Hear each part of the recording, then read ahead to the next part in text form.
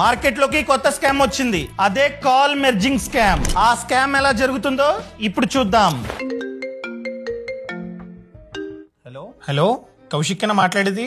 నేనే. ఎవరు? మీ ఫ్రెండ్ మీకు జాబ్ రిక్వైర్మెంట్ ఉంది అన్నాడు. మా కంపెనీలో జాబ్స్ ఉన్నాయి. ఓ, శివ చెప్పాడా? శివే. సార్, మీరు కనుక ఎక్కువ శాలరీ ఆఫర్ చేస్తే ఖచ్చితంగా షిఫ్ట్ అయిపోతా.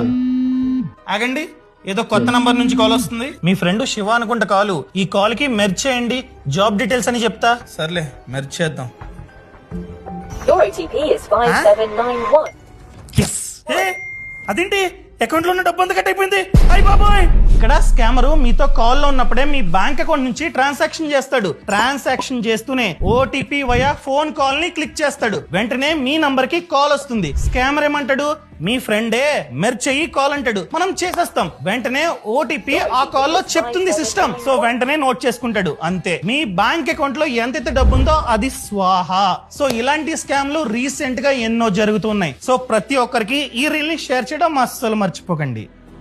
Boss wala. Be the boss.